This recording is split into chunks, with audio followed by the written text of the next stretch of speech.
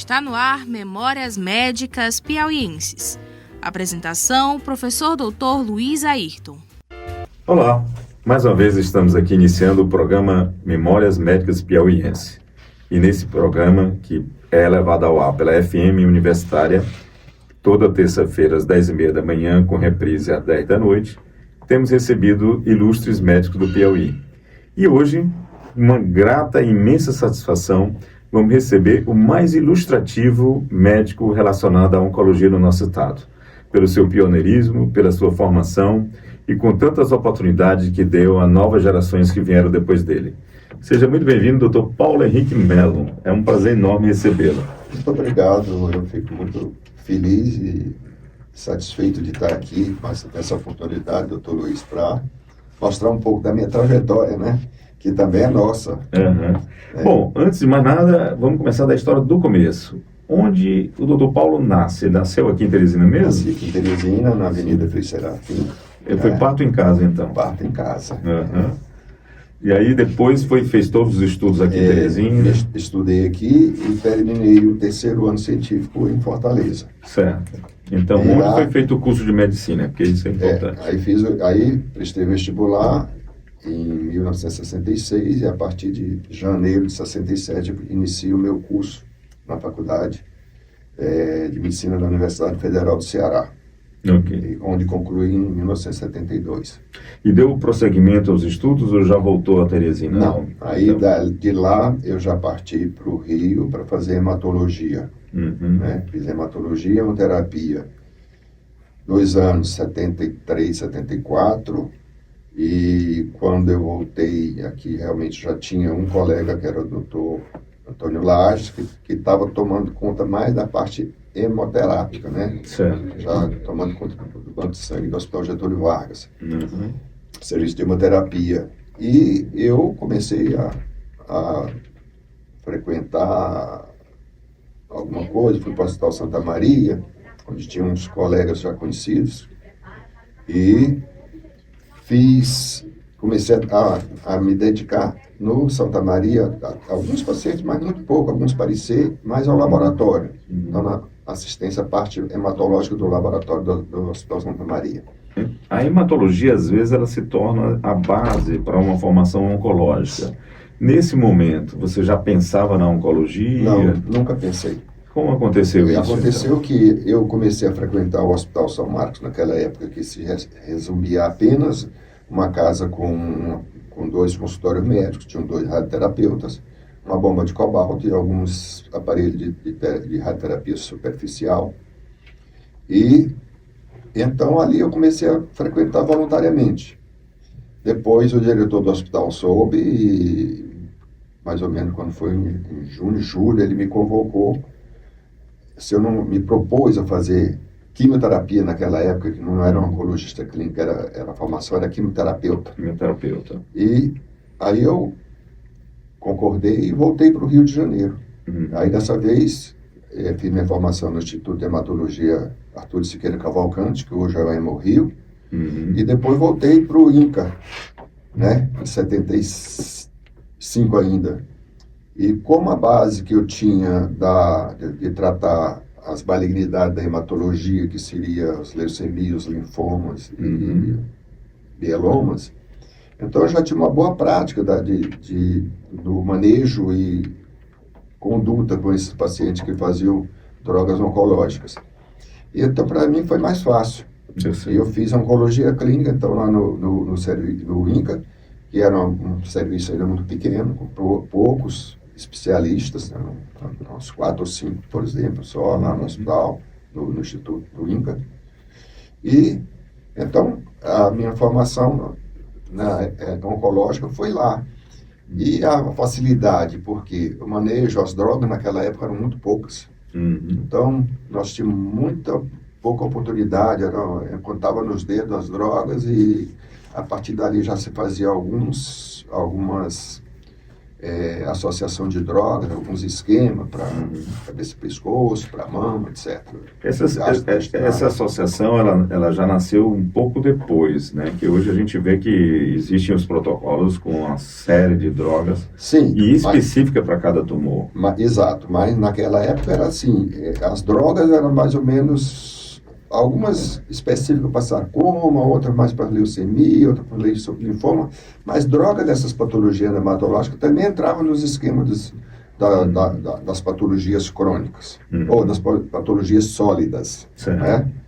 E aí foram surgindo drogas novas, associação de drogas, esquemas, até evoluir e começar a chegar às drogas de segunda geração, os imunoterápicos e tudo. Mas para tudo isso teve uma gama de estudos, de aprendizado, você sair da patologia básica, né, que você só tinha assim, câncer de pulmão, era câncer de pulmão, câncer de estômago, mama, você tratava aquilo que hoje em dia você sabe que mama é uma pleiade de tumores diferentes, pulmão do mesmo jeito. Então, hoje, quando chegamos à evolução da patologia, dos detalhes, de você ir no âmago da célula, né, lá no DNA e tudo, além disso, é que hoje temos as drogas específicas para aquele defeito da célula, que se torna uma célula maligna e desenvolve uma doença cancerosa. A doença de Hodgkin, que é uma doença hematológica, de certo modo, ela foi um paradigma seu tratamento. Como foi isso na sua formação? Na realidade, quando eu comecei a fazer hemato, o que eu aprendi na época é o seguinte, que se dizia que o protocolo para tratar Hodgkin foi um protocolo chave e que foi a base para todos os esquemas de associação de drogas para as doenças malignas. Então, esse protocolo com o esquema MOP, que era mostarda, nitrogenada, oncovinho, que era vercristina, alqueirão e outras drogas. Juntou-se esse esquema, que eram 4 drogas, fizeram associação e teve, então, um êxito muito bom em termos de resposta e cura do linfoma do tipo Hodgkin. Então, essa associação que foi a primeira, assim, básica e divulgada, e com protocolos, com bons resultados terapêuticos, e serviu de base para toda associação de droga para o que vem na frente. Ok. Você está falando de um tempo há 40, 50 anos atrás. Mais de 50. Mais ou menos. Em torno de 50 anos, 50 e poucos anos. Onde a palavra câncer tinha um estigma enorme, talvez pelas consequências, né? O obituário era enorme. Curar de câncer só se você tivesse a chance de tirar ele muito pequeno, descobrir muito inicialmente. E naquela época os meios de diagnóstico eram muito rudimentares. Na realidade, quando não se fosse uma coisa que chamasse atenção na pele, alguma coisa assim. Sim. Mas tumores, digamos, internos, de pulmão, do abdômen, etc., ou outras patologias, quando vinha aflorar ou a paciente ter sintomas, eles já estavam muito avançados. Como até hoje acontece, né? Infelizmente. O tumor primário necessariamente tem que ser diagnosticado precocemente. E o aumento da qualidade do diagnóstico que facilitou esse diagnóstico precoce. Né? Muita coisa evoluiu nesses anos outro detalhe importante seriam as consequências do tratamento, né? Que fazia com que muitas pessoas não quisessem se meter aquilo, né? Na sua concepção, voltando a esses 50 anos atrás, né? Aqueles tratamentos que, digamos, penosos, né, demais, e era difícil até convencer um paciente para fazer um tratamento daquele, não acha? Porque tudo evoluiu, tanto evoluíram as drogas mais, às vezes, com resultados similares ou melhores e com menos efeitos colaterais foram surgindo. Então, aquelas coisas que mais davam problema, que agredia o paciente, né? Que na realidade, quando você trata esses esquemas ainda hoje, você não mete uma droga, um quimioterápico na veia do paciente, ele não vai matar só o tumor, ele mata também os tecidos que têm mais sensibilidade, que são aqueles que crescem mais, né? Que se multiplicam, se renovam mais, como o cabelo, a pele, a mucosa, né? Por isso que você tem muito enjoo, muito vômito, perde o cabelo, etc, etc. Então, ainda acontece hoje em dia, claro. Mas, hoje em dia também surgiram muitas drogas para melhorar esses efeitos colaterais, né? Uhum. Então, hoje tem drogas potentíssimas que você toma e realmente minimiza muito esse problema. Mudou o... Claro, antigamente era o antigo Plasil. Uhum. Quando o Dr. Paulo Henrique volta então do Rio, quer dizer, já havia essa proximidade com o Hospital São Marcos, de cara já foi colocando um serviço de oncologia de verdade no hospital. Aí realmente eu comecei a atender, já foi começamos a abrir um consultório, ainda dividindo as salas com os radioterapeutas na antiga casa da radioterapia do Hospital São Marcos, que foi um embrião inicial, e ali eu comecei a atender a parte de oncologia. Tratava lá, ou atendia lá, e os esquemas eu ia fazer no Hospital Santa Maria ou na Casa Mata. Antiga Casa Mata. Então, o São Marcos não tinha condições de... O hospital não tinha, também já tinha uma parte de alicerce que é hoje em dia o primeiro prédio que cobriu a casa da radioterapia. Então ali já tinha, mas isso aconteceu, foi construindo aos poucos, 3 ou 4 anos depois foi que teve a inauguração das primeiras enfermarias, aí quando eu passei a atender esses pacientes ali para fazer os esquemas assim de ambulatoriais. Mas os esquemas que precisavam internar eram feitos no Hospital Santa Maria e na Casa Mata. E toda a gama de profissionais, enfermagem e outras, elas necessitariam também de uma qualificação própria da área, né? Claro, exatamente. Quando o hospital realmente abriu como serviço de oncologia, tivemos que mandar enfermeiras, assistentes sociais, psicólogos, tudo para formar, e naquela época, mas quase todo mundo, o diretor do hospital, o Dr. Senor, tinha uma ligação muito grande com o pessoal da direção do INCA, né? E como eram poucos serviços, que eram os grandes centros de oncológico, eram no INCA, em Pernambuco também, tinha uma que saía, na Bahia, lá no Sul. No Rio Grande do Sul, principalmente Porto Alegre. Paraná tinha alguma coisa também. Mas esses passos iniciais do São Marcos, eles foram muito importantes para a solidificação do hospital como um todo. Eu digo, principalmente na área da oncologia, que é a referência principal do hospital, né? E o serviço de oncologia, ele começa a adquirir novos profissionais para fortalecer. Como é que isso aconteceu, de fato? Porque ainda demorou. Ainda demorou. Eu toquei ainda o serviço muito tempo sozinho, fazendo de tudo. Tratando crianças com leucemia aguda, que não trabalhou, tinha que fazer punção lombar, injetar quimioterapia no líquor, né? Então, tratava criança, tratava adulto.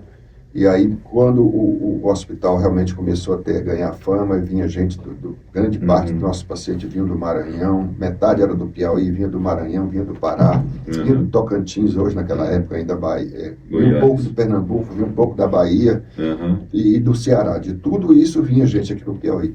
E eu toquei esse serviço sozinho há muito tempo. Aí depois, quando tive alunas que se interessaram pela minha especialidade, como eu fui ser professor da universidade. Aí primeiro a doutora Gevina, que quis fazer hemato, fez hemato, voltou. Aí a Gevina volta, foi para Brasília fazer oncologia. Depois a doutora Mônica fez hemato, veio para cá. Mônica volta para fazer oncologia, fez oncologia pediátrica, oncologia geral. Depois a doutora Iracema. E assim, é tanto que a doutora Gevina do mesmo jeito. Foi formando a equipe. A doutora Judene. Foi formando a equipe, de fato, né? Então, essa equipe do São Marcos, pela minha formação hematológica inicial e oncológica em seguida, todos os mais velhos que passaram por mim, tiveram a mesma formação hematológica e em seguida oncológica. E isso foi quando começou a me aliviar um pouco, né? A Gevina voltou, depois voltou a Mônica, aí eu passei a dar essa parte mais trabalhosa para ela, que seria as leucemias agudas, principalmente das crianças. Isso já é final dos anos 80, início dos anos 90. Exato. O volume de pacientes também começa a aumentar. Aumentou muito, né? Aumentou nessa época, né? E aí era necessário E o fluxo desses pacientes, desses estados que vêm para cá. Maranhão, Pará, a posição geográfica da cidade permitia isso. Dentro da universidade já existia a disciplina de oncologia? Não. Não, só tinha hemato. A disciplina de oncologia foi criada muitos anos depois. Então, inicialmente você dá aula de hematologia. Só hematologia. Hematologia. E fez um laboratório muito conhecido na cidade. Como é a história do check-up nessa história? Ele foi feito dentro do hospital, fora? Como foi isso? Fora. Eu tinha meu consultório onde eu fazia parte de hematologia e vi a necessidade, porque a gente começou a observar que tinha muitos exames, principalmente os hemogramas, com resultados que não eram exatos, né? E até porque, por culpa talvez dos patologistas, patologistas clínicos, os técnicos que faziam os exames naquela época, então eu vi algumas incongruências aqui, inclusive com erros médicos, erros de tratamento, que eram esses exames induziam a fazer tratamentos errados. Um erro da medicina, e a trojania. Né? Exatamente, porque não havia recurso infelizmente, suficiente. assim, a coisa era muito rudimentar, e foi muito tempo, anos atrás, né? Pode ilustrar aí algum caso, assim, alguma doença que tinha visto? Por exemplo, quando eu comecei a frequentar o São Márcio como voluntário em 76 ainda, 75, eu chegando lá vi pacientes de patologia como anemia falciforme, sendo tratado como leucemia mieloide crônica.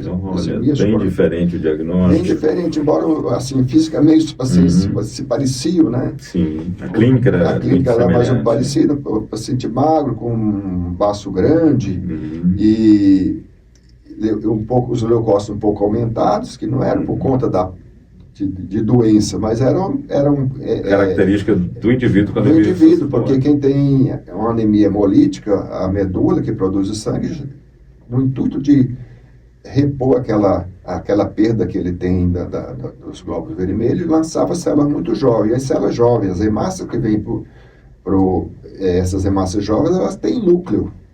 E essas células que eram da linhagem vermelha eram contadas como células brancas, como glóbulos brancos aumentados, e com uma característica diferente. Então, isso induzia, na época eram os dois radioterapeutas que recebiam esse paciente com baço grande, com leucócitos aumentados e com alterações no sangue, eles eram tratados. Não tinha mais, não tinha que fizesse um mielograma, não tinha outros exames de a dificuldade de diagnóstico facilitava o erro. Exatamente. Então, isso é pontual em vários. Aí eu vi a necessidade de ter meu laboratório, fazer meus exames, pelo menos o que eu tivesse dúvida, eu arrumar ou checar. E assim nasceu. O Congresso Mundial, ou melhor, o Congresso Americano de Oncologia Clínica, ele é um dos mais importantes do mundo. O senhor frequentou todos os anos ao longo desse tempo esse congresso? Por vários anos. O ASCO, né? Frequentei. Como é que você vê o próprio congresso em si? Ele teve um crescimento? Como é que ele se mostrou ao longo desse tempo todo? Quer dizer, Luiz, realmente é assim, eu já estou afastado da oncologia tem 2 anos. E com a história da pandemia e a possibilidade de fazer as coisas online, eu já tinha uns 2, 3 anos ou 4 que eu deixei de ir, tinha deixado de ir. Então era um evento muito grande, era um dos maiores congressos mundiais, talvez o segundo maior congresso mundial nos Estados Unidos, que acontecia lá todo ano. É tanto que as cidades, os auditórios foram sendo limitados, né? Porque precisaria ter auditório muito grande, com mais de 10 mil participantes, há 15 anos atrás, isso era um absurdo, né? E assim, ainda existe, eu estou meio desligado já da oncologia, mas só que hoje em dia tem mais coisa acontece muito online, né?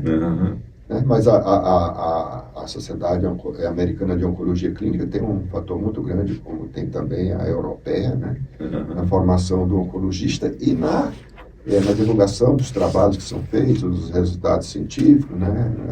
Com protocolos com novas drogas e maneiras de diagnosticar, de exames, de filigranas para chegar na patologia. A oncologia chega na sua vida de um modo assim muito natural, né? Você já era um hematologista, o doutor Senor lhe convida para participar e você aceita. Mas o senhor tem 4 filhas. é pai de duas grandes oncologistas, uma na área clínica e outra na radioterapeuta. Houve influência sua sobre elas? Acredita nisso, não? E talvez, sim, a necessidade ainda do meio aqui do hospital. Eu nunca tive uma influência, aliás, eu e minha mulher nunca tivemos influência na formação delas, assim, vá fazer isso, elas fizeram o que elas quiseram. A Paula, minha mulher nesse tempo fez, que ela queria fazer odontologia. Aí ela realmente disse, você não vai fazer odontologia, você vai fazer medicina, faça alguma coisa ligada à boca, pescoço, à cara, mas odontologia você vai ficar muito limitada, não é que menosprezando a odontologia, claro, que é uma grande especialidade, mas vai ser médico e faça o que você quiser. O pai tem que puxar para si, né? Nessa época realmente teve essa influência não por mim, e como eu também não tive nenhuma gerência de que elas, muito cedo coloquei todas para fazer ir morar fora do exterior, e quando voltaram eu incentivei, apesar de serem mulheres, e há 40 e tantos anos atrás, ela ir morar fora, estudar fora, como fizeram formação no Rio, e não interferir na volta, voltaram porque quiseram. Graças a Deus. Era que eu queria, e teve as oportunidades, porque realmente aqui a gente tinha como dar mais chance a ela do que num serviço fora, mas quem sabe, galga seu lugar em qualquer ponto do país ou do exterior, né? É só querer. Em 2002, eu me estou lembrando aqui desse fato, estou querendo saber mais coisas sobre ele. Você é protagonista de uma quebra de mais um paradigma. Cria uma clínica de oncologia privada. Foi um outro momento, creio, revolucionário. Isso era necessário? Foi no momento ideal? Como aconteceu de fato isso? Foi oportunidade, porque quando a Cristiane veio trabalhar no Hospital São Marcos, e logo depois ela me sonda e me peita para a gente fundar um serviço. E convidamos mais a doutora Gevina para fazer parte, como ela começou ainda. Aí já é uma geração nova de oncologia, com formação em oncologia. Exatamente, só com formação oncológica. Né? Ela, depois o André e o Rodrigo, que chegaram também, depois na sequência dos especialistas que foram chegando já com formação pura oncológica. Aí eu vi que estava na hora. E eu tinha meus problemas pessoais que fui protelando essa história de criar um serviço particular aqui, no Piauí. Mas chegou a oportunidade, eu acho que foi a hora oportuna e certa. E criamos a Oncoclínica, depois a Gevina saiu da sociedade, ainda no escopo da formação do grupo, e ficou eu e a Cristiane. E tivemos realmente foi, hoje eu acho que é um pouquinho naquela época, ainda hoje é um sucesso de serviço, porque a gente sempre se propôs a oferecer um ambiente bom. Quando a coisa começou a crescer, nós procuramos ampliar o serviço, compramos terreno, construímos um prédio que é bem legal, de aparência boa, com um ambiente confortável, que hoje funciona com a clínica já há alguns anos, bem 15 anos, 16 anos no prédio novo. Ok. Então, a Organização Mundial de Saúde, ela prevê um aumento do número de casos de câncer no mundo todo, e principalmente nos países, digamos, em via de desenvolvimento, onde incluímos o Brasil. Esse é um desafio a ser vencido. Como é que você vê, nós estamos prontos para esse novo tempo com um volume maior de pacientes? Lhe preocupa algum detalhe nessa história? Assim, Luiz, na realidade é preocupante, porque você sabe que é uma doença que às vezes não tem como curar, né? É bem verdade que houve toda uma evolução nesses 50 anos que eu praticamente milito um pouco mais de 50 anos, 52 anos que eu milito nessa área da oncologia, com hemato, mas na parte maligna, na hemato e depois na oncologia clínica, tem tido uma evolução muito grande, com drogas, com tudo, com descobertas de como você tratar, aonde essas drogas hoje em dia mais modernas, imunoterápicas, elas agem. são mais limitadas, são, mas aquelas coisas, aquelas doenças que a gente diz assim, essas não curam. Hoje em dia a gente, mesmo que não tem cura, elas estão sobrevivendo com muitos anos. Então, a esperança mudou. Claro. O paciente de antigamente... Mas muito. Eu sei que é uma doença que vai ser, você vai ver como é a organização, né? Então, a Organização Mundial de Saúde prevê a OMS está prevendo ela se tornar número 1 em causas mortais logo nesses próximos anos. Mas muita coisa surgiu. Muita gente realmente está se dedicando já hoje em dia. Os médicos especialistas na área é uma gama enorme, tem muita gente correndo para se especializar nessa área.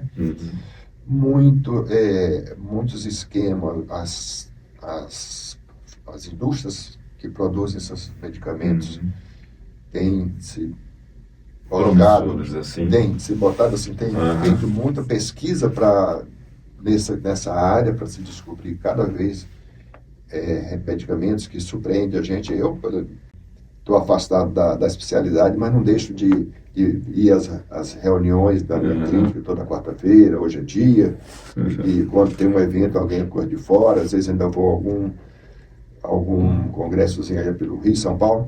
Não me afastei de todo, fico na expectativa, olhando, observando, e só o que está surgindo todo dia, né? Então é interessante. Eu acho que é por aí que vai. Infelizmente, nós não podemos diminuir isso, as coisas mudaram demais. Eu observo, assim, com meus 52 anos de formado, como as doenças nesta área começaram, assim, ter um acometimento muito grande na população, né, de todo jeito. Então, de todas as patologias, mama, tumores sólidos, tumores neurológicos, coisas que antes eram muito raras assim, de ver, hoje em dia tem uma frequência muito grande. A população envelheceu, também tem isso. Doenças infectas foram resolvidas. Exatamente. Né? Se combateu muita verminose que matava, se bateu muito as doenças parasitárias e outras mais, né, patologias endêmicas, endêmicas rurais, que, né, malária e outras coisas mais, que hoje em dia já nem quase pouco vê falar, embora ainda tem dengue que assola no nosso país. Mas, assim, viver mais com qualidade de vida, que é a doença da degeneração, que é o câncer, quanto mais você vive, mais você tem chance de tê-la. Né? E fora outras coisas que a vida moderna nos oferece, que também podem levar para isto, né? O oncologista, de certo modo, ele vivencia a questão da esperança de um modo muito peculiar, né? Porque a probabilidade de morte de uma doença de evolução maligna, ela existe. E isso sempre acompanhou o seu trajeto. Claro. Hoje você se sente feliz depois de ver essa evolução? Como... sim, claro. Está mais fácil ser oncologista agora? Está muito mais fácil. Muito mais fácil pelos meios diagnósticos, pelos esquemas de terapia, não é? Tudo isso facilitou. E você vê muita gente curada. O problema é que também aumentou muito a incidência. Mas tem muita coisa que hoje em dia eu fico surpreso, ou curado assim, vivendo, conseguindo prolongar com a doença controlada, sem evidência de doença, coisas que antigamente a gente não conseguia ver. Tumores de pulmão, uma coisa assim, impressionante, alguns tipos de leucemias, mieloma. Então, vinha vivendo aí a leucemia crônica, por exemplo, que eu vi aqui ser tratado por Mileré, no início, quando eu cheguei aqui, que tratava até falcêmicos, e que até que chegou uma droga nova, que foi assim um boom. E essa droga, logo em seguida, surgiram alguns similares, e esses pacientes estão vivendo hoje, chegando aos 20 anos, 22 anos de sobrevivência. O aumento do câncer conviveu com o aumento da esperança. Exatamente. Então. Excelente. Um enorme prazer receber aqui o Dr. Paulo Henrique Mello, essa simpatia e essa história magnífica da medicina do Piauí, que engrandece a todos nós ouvi-lo. Muito obrigado por sua presença aqui conosco. E para você que nos acompanha, não esqueça, visite o Instagram, Memórias Med PI, visite também o YouTube, Lá estão gravadas todas essas magníficas entrevistas que, ao final, iremos compor um portfólio da historiografia da medicina do nosso estado. Muito obrigado pela paciência e continuamos juntos. E eu agradeço. Muito obrigado às Memórias Médicas do Piauí, em particular que é a Rádio FM Universitária, né? Essa oportunidade desse bate-papo e mostrar um pouco da minha trajetória, que já tem alguns anos. Uma feliz trajetória. Muitíssimo obrigado a todos. Obrigado. Você ouviu Memórias Médicas Piauienses, uma parceria entre o curso de Medicina da Universidade Federal do Piauí, a Academia de Medicina do Piauí, a Sociedade Piauiense de História da Medicina e a Rádio FM Universitária.